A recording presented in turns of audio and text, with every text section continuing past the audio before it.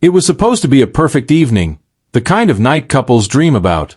Our first home together, the walls still smelling of new paint, the floors polished to a mirror sheen. I had spent the entire week preparing for that housewarming party. Every light, every song, every tray of food was carefully arranged so everything would go right.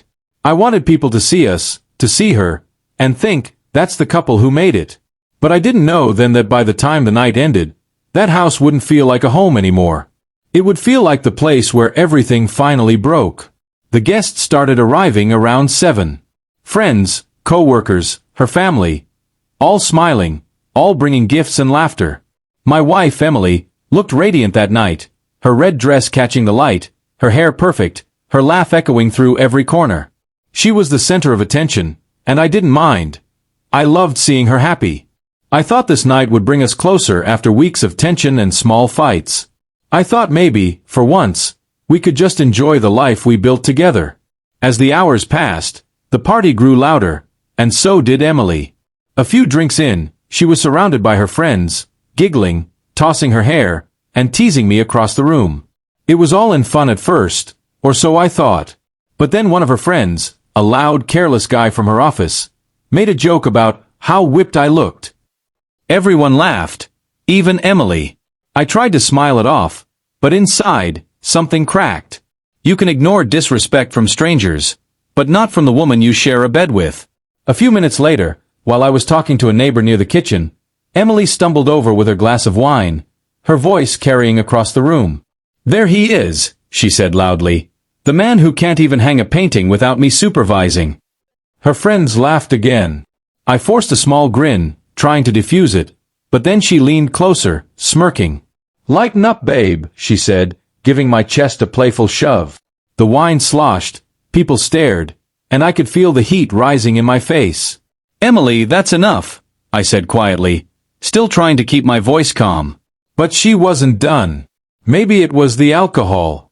Maybe it was the thrill of the crowd. But she took one step closer, narrowed her eyes, and before I could say another word, she slapped me. Hard. The sound cracked through the room like a gunshot. Every laugh, every whisper, every song in the background went dead silent. I didn't move. I didn't even touch my cheek. I just looked at her, really looked at her. Her face was flushed, her lips trembling, and suddenly the confidence in her eyes flickered into something else. Fear. Because in that moment, she realized what she had just done, not just in front of friends, but in front of everyone. I didn't yell. I didn't throw anything. I just smiled, coldly, calmly, the kind of smile that doesn't hide pain but buries it deep. "You really shouldn't have done that," I said softly, just loud enough for her to hear. Then I set down my glass and walked upstairs, leaving behind a room full of frozen faces and her trembling hands. When I came back down 15 minutes later, the guests were awkwardly pretending nothing had happened. Emily had disappeared into the kitchen, probably crying, probably realizing how far she'd gone. I walked to the center of the room, clapped my hands lightly, and said, "Thank you all for coming tonight. I think that'll be enough for one evening." My voice was calm, too calm. No one dared argue. Within minutes, the crowd thinned, murmuring their goodbyes. As the last door closed, Emily came out, her eyes red, makeup streaked. "I'm sorry," she whispered. "It was just a joke.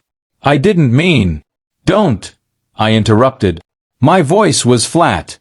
"You embarrass me in front of everyone we know. You crossed a line you can't uncross." She tried to touch me, but I stepped back. "I loved you," I said quietly. "But after tonight, I don't recognize you anymore." She started crying, begging, promising it was the alcohol, that she didn't mean to hit me, that she was just trying to make people laugh. But that was the thing. She didn't understand that laughter bought at someone else's dignity always costs too much. I didn't shout. I didn't throw accusations.